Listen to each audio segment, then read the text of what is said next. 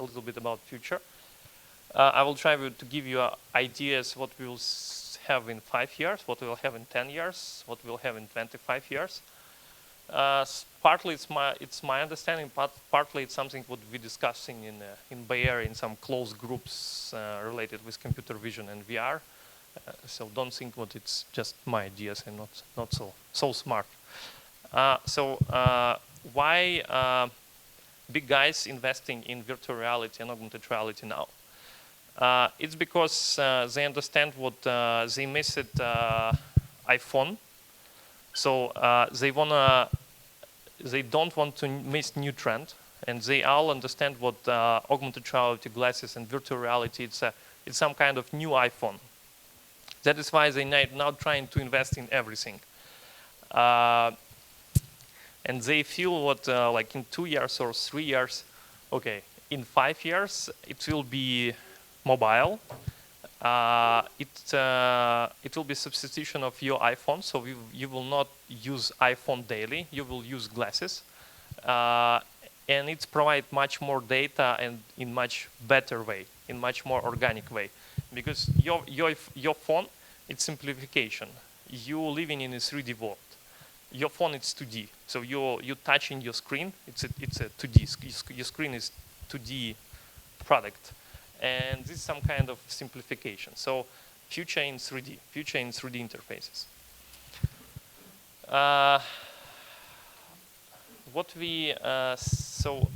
If you're talking about augmented reality versus virtual reality, so we all need to understand in what kind of future we will live in next 10, 25 years.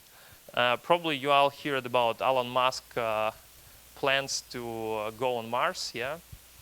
So if we think what this is the main scenario for our life in 25 years, so we can predict what we will live in a real world. It will be not a simulation. Yeah, but sometime Elon Musk telling you what it's a simulation even now. But don't go in this, it's not a subject to discuss in this place. Otherwise we will go mad now.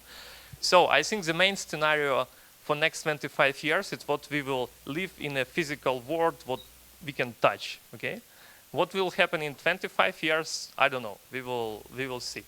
But the main basic scenario for app developers, yeah, for developers who create now application for iPhone, what we will stay in this world. Why?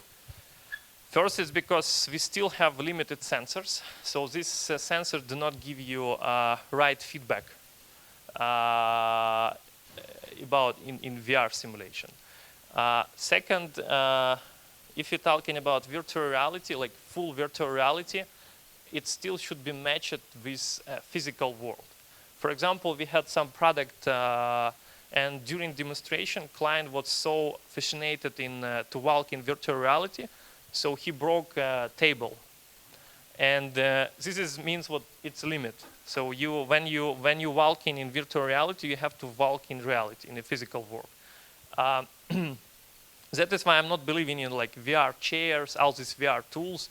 It could be funny for your home. You can play at home, but it's not mobile. You cannot use this daily. So this brings me to the conclusion that again, we will not live in the matrix like next in 2 years, in 10 years, in 20 years. So we'll still live in a physical world. If you will go on some higher level of abstraction, if you will try to rethink what you're doing, so you can understand what augmented reality is, some kind of new interface of everything.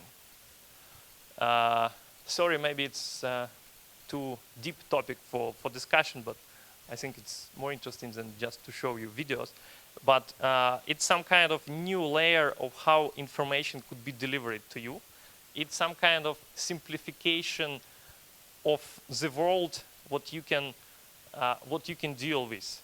Because the world, what you live now, it's too complex for your brain. So when you will use augmented reality, you can simplify your world.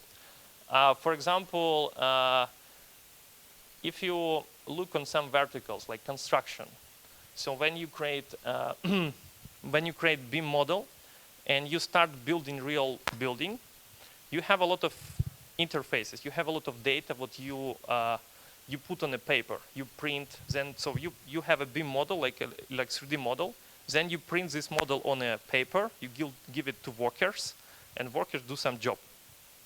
Using augmented reality, you can give direct instruction from BIM model to brains of workers. It's some kind of simplification. You don't need to go through all this process of printing something on the papers and all these manager layers. So again, augmented reality in some high level of abstraction, it's new interface for everything. We have some demos in our office for piloting drone in augmented reality. It's more simple, more organic, more intuitive than if you're using joysticks or if you're using like iPhone screen, etc. This is very interesting topic. For example, Stanford University have a specific department who are responsible for research about how augmented reality and virtual reality change your brain. What I mean, if you wear HoloLens, and for example, in augmented reality, you put some object on this table, and then you take off your glasses, your brain will still think what this object is on this table. This means what you think what some real object exists. This creates some fake reality for your brain. So you start and live in new reality. If you will do this, I don't know, 100 times, you will be sure what this object on this table. Or for example, if you, for example, in HoloLens, you make some effects. So if you will touch this table and it's blew up, then after 100 times of training, if you will touch this table in reality, your brain will decide what this table will start, I don't know, burning. This gives you idea what using augmented reality, you can reprogram your brain. This is very funny, interesting, very efficient tool to retrain people, to re-educate people in more efficient way. So you don't need to do this in the physical world. Now, for example, in some in Stanford, MIT, they're doing some tests how to solve problem with some phobias of the people. So they simulate some scenarios in virtual reality and augmented reality, and this decrease your problems with some phobias. So if you have a phobia of I don't know, of some creatures, and you're starting to deal with creatures in virtual reality, they probably decrease your level of fear. Number 3, when you wear, for example, HoloLens, we can detect your eyes. So, for example, we can detect, are you lying or are you not lying? Are you affected what you are really doing or no? For example, if you really want to buy something, what you see or no? So you cannot lie. If you take your iPhone in your hands, you can lie. When we close to your brain, we understand what you really mean. And can you show another video? This is what you can buy on a Kickstarter. I got it 2 years ago. So this guy playing Warcraft using some tool. He used like brain waves. So this tool reads some brain waves on your head, and he playing in a game. So he don't need all these tools, joysticks, etc. I got it like 2 years ago.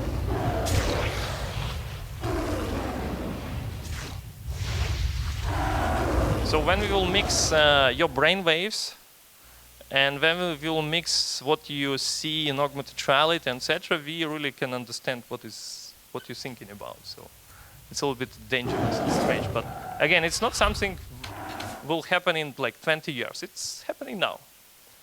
So it's something what you can touch. Like I can go in my office and I can touch drone but flying autonomously. Yeah, so it's not something strange for me.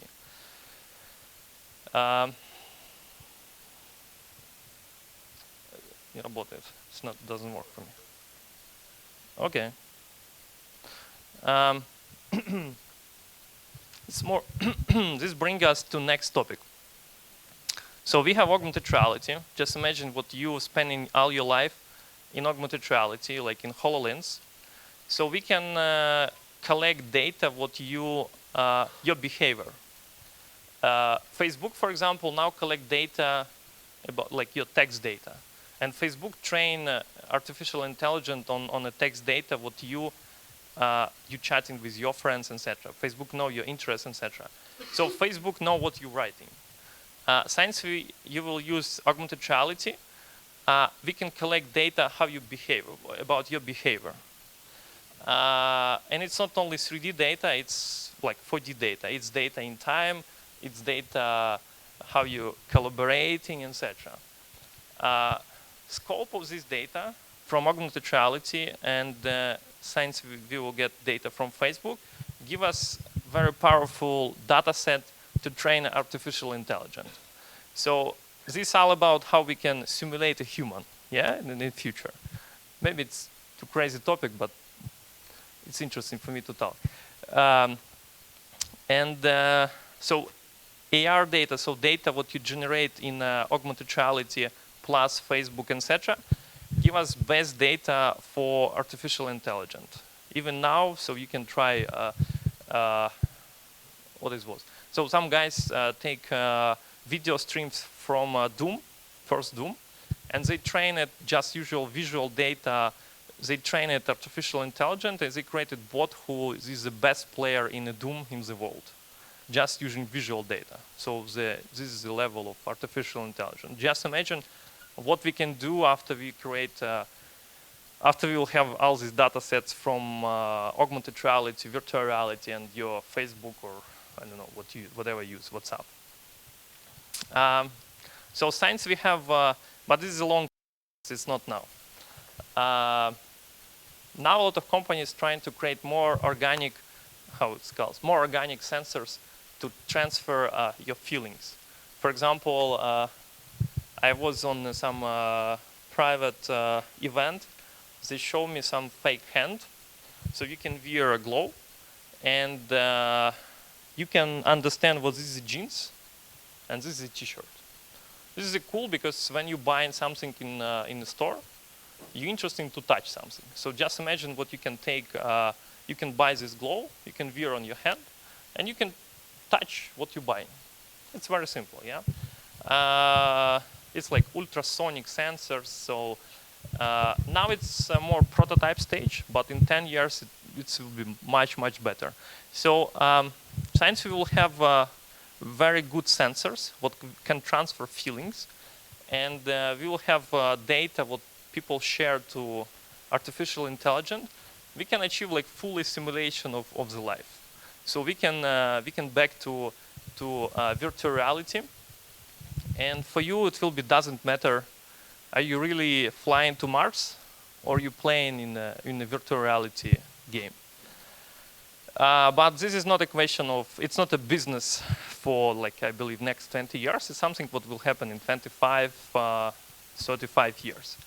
But this is something what people doing even now. So on a prototype stage in universities, etc. This is all what I want to share it with you. And I have 10 minutes for questions. I'll be happy to answer on questions. Please feel free to ask. Thank you very much, Vitaliy, for a really wonderful presentation. And now we start Q&A session. And actually, I have a lot of questions. And